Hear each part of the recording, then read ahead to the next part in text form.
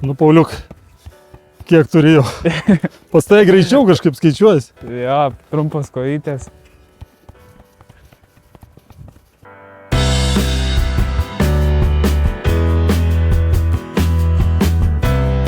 Viens, du, trys. Blogą daviau?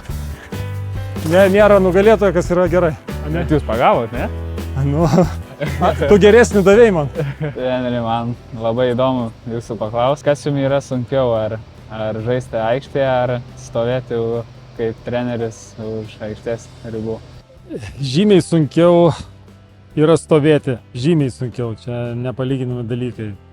Dėl to aš ir žaidėjams visada sakau, kad čia yra laimė, kada tu gali judėti, bėgti, kovoti, visada būti kažkokiam veiksme fiziniam. Tai čia nepalyginami dalykai su tavo statiška pozicija prie linijos, kai tu taip pat pavargsti, bet atrodo, kad nieko negali padaryti. Ar kyla idėjų, pavyzdžiui, kai matot, kad jūsų žaidėjai aikštėje neatlieka tam tikrų pareigų, tiesiog pats norėtumėt žengti į aikštę ir padaryti tai už juos?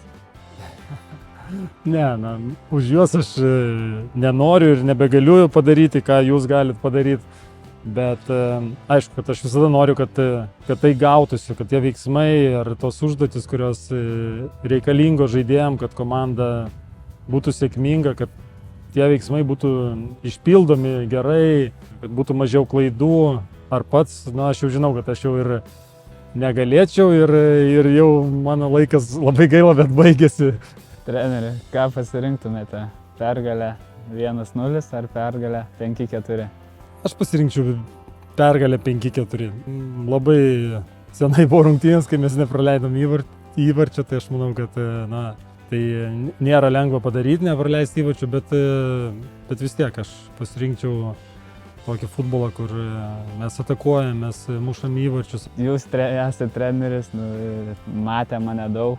Kaip jūs galvojat, ko man trūksta aikštėje, kad aš galėčiau duoti dar geresnį rezultatą? Aš manau, Pauliau, kad tu darai viską, ko reikia ir tavo atsidavimas treniruotėse, rungtynėse, jisai tikrai yra maksimalus, čia nėra abejonių. Ten žiūrint ir į duomenis fizinius, tų pačių treniruočių, kur tu daugiausiai ten distancijos nubėgi, ten daugiausiai sprintų padarai, tai man sunku būtų kažką tokio pasakyti. Aišku, kad norėtųsi galbūt įvarčių ar tų progų, daugiau susikurtum, daugiau užbaigtum, daugiau geresnė statistika būtų, nes aš manau, kad tu turi savyje ir gerą užbaigimą. Tu esi daugiau komandinis žaidėjas, kas yra iš vienos pusės labai gerai, bet iš kitos pusės šiek tiek nukenti pats, nes nesi egoistiškas užtektinai, kad tose situacijose, kur galėtum pats galbūt užbaiginėti atakas ir būti arčiau įvarčio, tu ieškai partnerių.